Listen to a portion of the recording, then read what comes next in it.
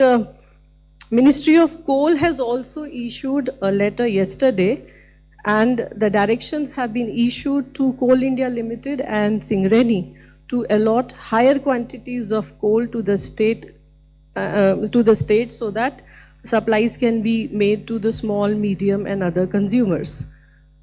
Ministry of Environment, MOEFCC has also advised the state pollution control boards to permit for the duration of this crisis period the use of biomass, RDF pellets, kerosene or coal as alternate fuel for hospitality and restaurant segments for 1 month, which would enable a wider range of establishments to switch and free up the LPG for priority consumers.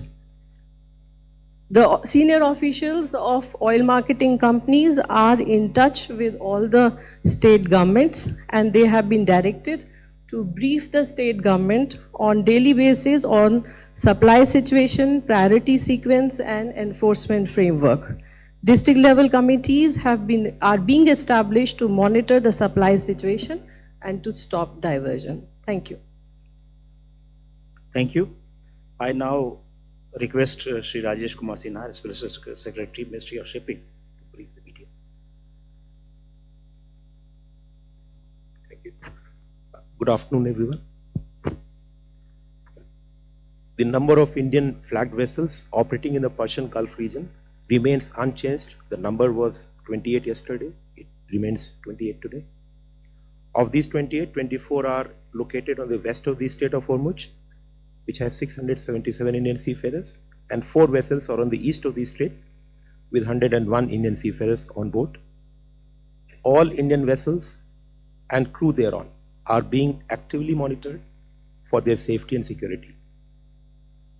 Authorities, ship managers and recruitment agencies are closely coordinating with the Indian embassies and local authorities to ensure safety and render medical assistance. This continues even today. Advisories issued on precautionary measures to safeguard Indian seafarers, Indian flagged vessels and maritime trade operations issued by DG Shipping on 28th February 2026 remain in force. Major ports have been advised to coordinate with agencies like Customs and DGFT to consider relief in port charges and submit daily action taken reports to the ministry to ensure seamless logistics support during this period of crisis. Government has taken coordinated measures across infrastructure, financial facilitation, energy security monitoring, and vessel safety operations. Dedicated 24-hour control rooms are operational both in the ministry and in the Directorate General of Shipping. The DG Shipping is also maintaining constant contact with ship owners, operators, and the families of the seafarers to provide timely updates and necessary assistance. There have been maritime incidents involving Indian crew on foreign flag vessels. Of these vessels, there were 78 Indian seafarers. Of these, 70 are unhurt, escaped. 4 sustained injuries last few days, but are stable. Unfortunately, there have been 3 casualties and 1 seafarer is missing. Ministry continues to closely monitor the prevailing maritime situation in the Persian Gulf region and has strengthened monitoring and preparedness measures in view of the evolving situation in that region. Regular interaction with industry and stakeholders is being maintained to provide all assistance. The government remains fully committed to ensuring safety and welfare of Indian seafarers and protecting India's maritime interests. Thank you. Thank you, Rajesh. Now I request Sri Ranjit Jaiswal, Additional Secretary, Ministry of External Affairs, to brief. Thank you, sir, for giving me the floor. Let me, ladies and gentlemen, update you with developments as far as Ministry of External Affairs is concerned. External Affairs Minister, he spoke to the Foreign Minister of Indonesia some time back. The 2 leaders exchanged perspectives on the West Asia conflict. They also discussed issues of bilateral importance and cooperation. Coming to our community in the GCC countries and the West Asia region, Our mission, as I had said in my press briefing a little while ago, as also yesterday here, our mission continues to be in close touch with them and is helping them with information regarding commercial flight options and other needs that they may have at this point in time. More on that will be given by my colleague, Additional Secretary Gulf.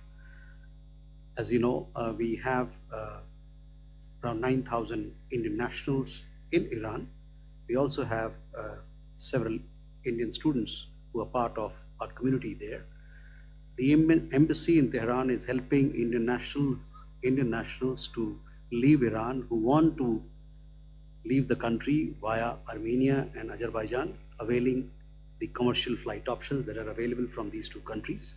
Our embassy in Tehran is helping Indian nationals with visa facilitation, as also international land border crossings. Several of our nationals have taken advantage of this option and have come back to India. We urge other Indian nationals who wish to leave Iran to take advantage of this handholding that is being done by the embassy, and our embassy has also issued an advisory in this regard. To update you, our colleague from the Ministry of Shipping has already updated you with the casualties in this ongoing conflict. Let me add a little more to that. As he said, that we've lost so far 3 Indian nationals, and the 4th Indian national is missing.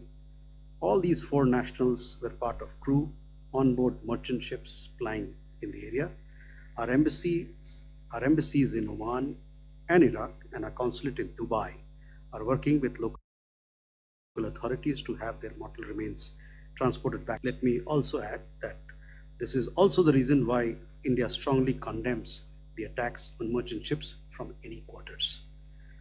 The latest casualty of an Indian national happened on board ship Safe Sea Vishnu, which is a Marshall Island flag vessel.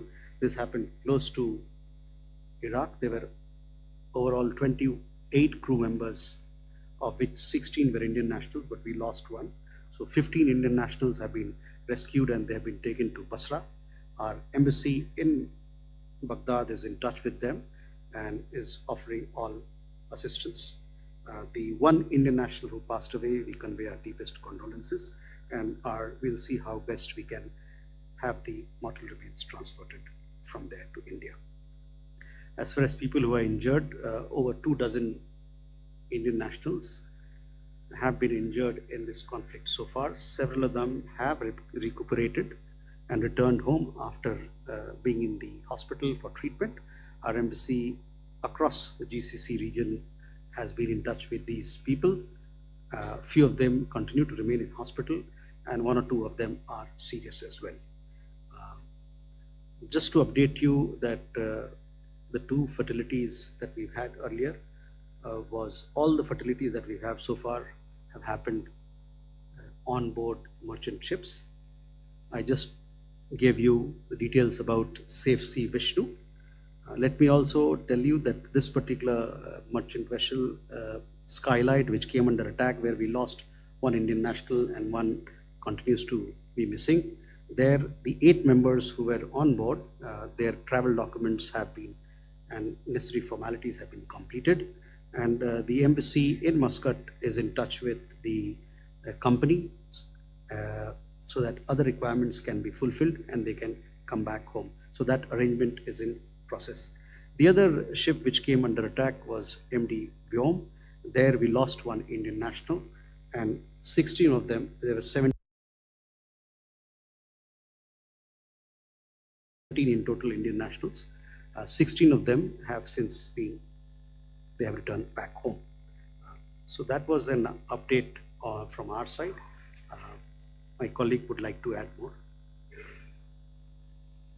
Sim, would you like to take over? Thank you, Randhir. Good afternoon. At the beginning, I would like to reiterate that the well-being, safety and security of the large Indian community residing in the Gulf and West Asia region remains our utmost priority, and we to this effort.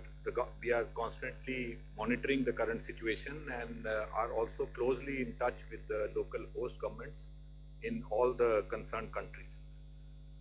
Our missions are issuing regular advisories on a daily basis, sometimes twice in a day, and the advisories inter alia provide various details, including the local information which is shared by the host governments. The host governments have been very proactive in reaching out to our missions, updating them about the current situation, anything which is of importance for the community, any precautionary steps or any such related details.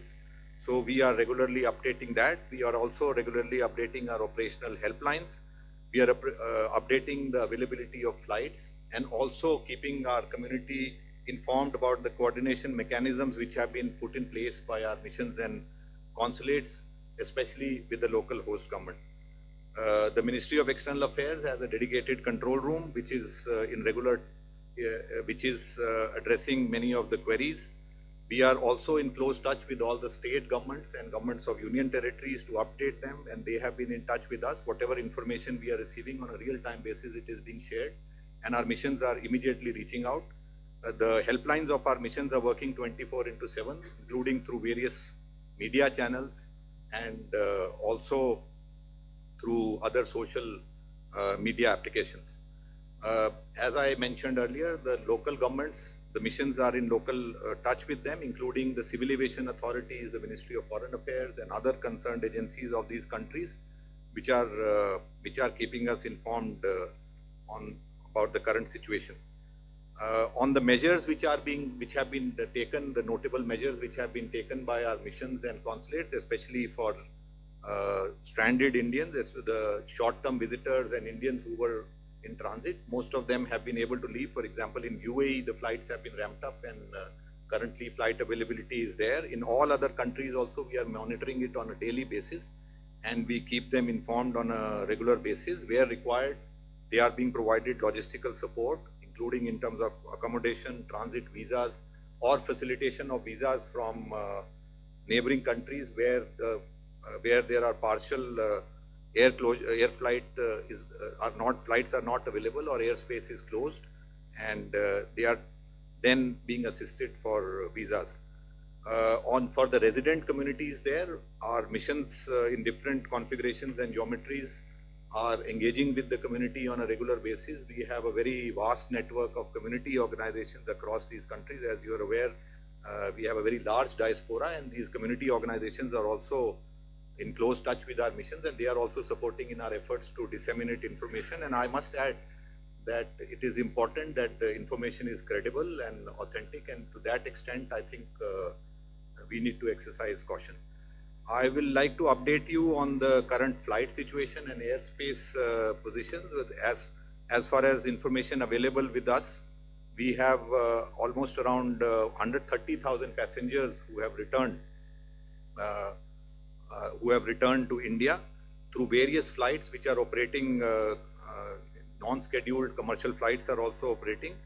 From UAE, regular flight operations are taking place from all the airports there, and a number of operators are working from there. Flight availability has increased much more, and they are regularly available. From Saudi Arabia today, Air India and Indigo are starting operations from Riyadh. Other foreign carriers were already operating from Riyadh, and from Jeddah and Medina already we have regular flights. In fact, for Umrah passengers also who are going to perform Umrah, they are regularly going and returning. So in Saudi Arabia, on the ground, all flights are available. From Qatar, Qatar Airways has started flying. We had 5 flights, and today again 2 flights are coming, and I think operations are being ramped up. From Kuwait, they are working from a nearby AQI airport in Saudi Arabia. We are hopeful that from there also the Al Jazeera Airways, they will start operations to India, but we have facilitated movement of passengers from Kuwait via Saudi Arabia. From Bahrain, Gulf Air is operating from Dammam, and they have also made arrangements for people to get transit visas and go directly. So I think they will also be ramping up operations in the next few days, and in Oman regular flights are available. So overall the flight connectivity is improving, and flights are available, and in most of these places we have worked out modalities and mechanisms for people to travel. One of the incidents which has happened today, my colleague has already updated you about the incident on MT Seaface Vishnu, which was conducting loading operations of Khor Al Zubair post near Basra today. And out of the 28 crew members, 16 were Indian, and there were 16 Indian nationals. Unfortunately, one Indian national lost his life, and we expressed our deepest condolences for that. But I must mention that our mission has reached out to them. They are in touch with them. We are trying to reach out to the families of all the crew members also, and they have been safely rescued, and we will continue to render all assistance to them.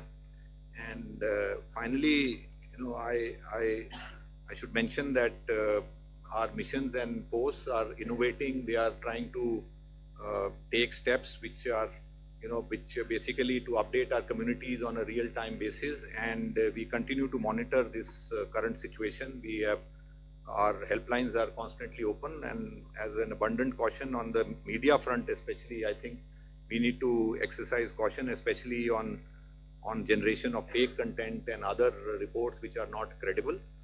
So that is what I have to share with you today. Thank you. Thank you very much. Now I request Senthil Rajan, Ministry of Information Broadcasting, Joint Secretary, to brief. Well, good afternoon. And just as our colleague from Petroleum Ministry had pointed out, that on a daily basis, almost 50 lakh cylinders are being delivered by all the oil marketing companies, and it is being delivered across the country. So there is an important need that should not be any. We have an appeal to all the citizens that there should not be any panic booking. Though there is some concern, but still all steps have been taken to ensure that supply is maintained. And as she has already mentioned, there has been no tryout, and so the citizens need not panic. And we appeal through this media that please do not panic book. There is no need for panic booking of cylinders. That is number one. Number two, as far as the steps that are being taken, as already Petroleum Ministry has outlined, but it is also important that the state governments do the needful at the ground level to take action. So the district level monitoring committees will play a very important role in ensuring that this distribution happens in a timely manner and in a very regulated manner. So we appeal to all the state governments to ensure that this district level committees are put in place and they all monitor the distribution of LPG cylinders. The third part is regarding rumor mongering and fake news being circulated on social media. We appeal to all social media users to not spread misinformation and fake news. This is very important in this time of point. And all social media users may only push and post credible content, which is their verified content. We also appeal to all TV channels which are playing out visuals of certain places to not to replace the same visual again and again, but if you are using some visual at some point, it should be in this, since it's a very constantly evolving situation, the visuals need to be date and time stamped. Because some visual playing of a small incident playing throughout the day on a channel, and it looks as if there is a total panic situation across the country. So we appeal to all the TV channels to play visuals with date and time stamp so that we know when this issue or any particular issue from the ground has happened, so that there is credibility to the data that the visuals that you are playing.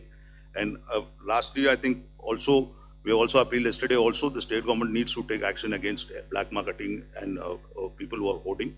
There have been some, the state governments have already started initiating action, but we feel that in the current situation, this has to be further strengthened. Thank you, Senthil. We will take a few questions now. So I would request you to please introduce yourself and your organization's name. So first is 190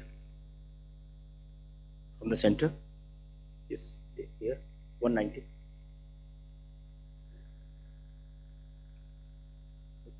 Hello. Sir, I'm Sahil from ENI News Agency. My question is related to what steps is the government taking to ensure that household LPG supply is not affected, and from where we are sourcing, if we can also brief us on that. See, LPG supply in the domestic market depends upon the management of both demand and supply. And the government is taking action on all the fronts. As far as the supply is concerned, we are putting efforts and we are trying to increase the domestic production of our LPG. At the same time, wherever the imports are possible from wherever, that is also actively happening. So that's one part of the thing. And the second part of the thing is the management. I mean, how you will manage your demand. So in that case, we have, the booking period has increased from 21 to 25 days for urban households. That is one. Second important thing is the prioritization of the households. So it is ensured that there is no shortage of supply for the domestic households. That is second. Third important thing is there was a request that certain, commercial cylinders also should be supplied. So that also is reviewed, is under consideration, and in fact the detailed discussion has happened with the Chief Secretary of Delhi government, and it has been decided that the oil marketing companies will be releasing some commercial cylinders also, 19 kg cylinders also. But then the role of state government or the union territory is very, very important to ensure that the distribution happen in a transparent manner, in a prioritized manner. So that's another point. And one of the most important point is that what are the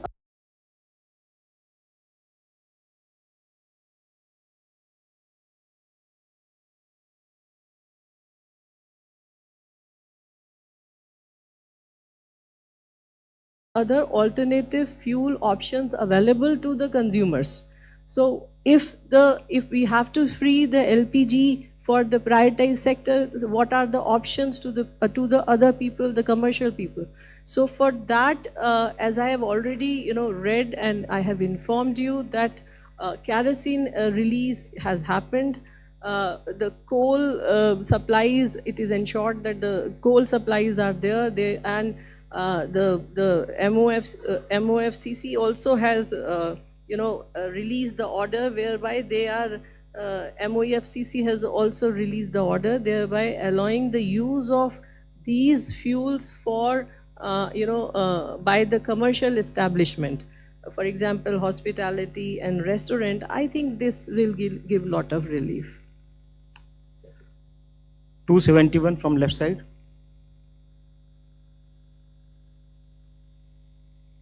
Good evening, ma'am. Danishan from NDTV Profit. You have mentioned that the OMCs will be supplying 20% of the commercial cylinders. So how will the state governments decide that which should be the priority?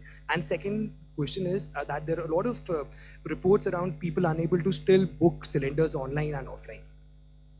See, second question first, regarding the booking. I will say that it is because the time limit is there. You cannot book your cylinder before 25 days. That may be the reason why some people are not able to do it. That is one.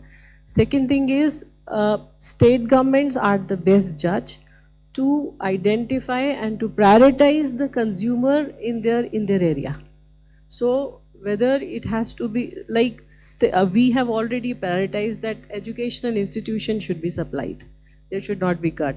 And the hospitals, the supply has to be maintained. Similarly, the state government, the district magistrates can also prioritize who are the consumers to whom the supply should be made. Right side, 187.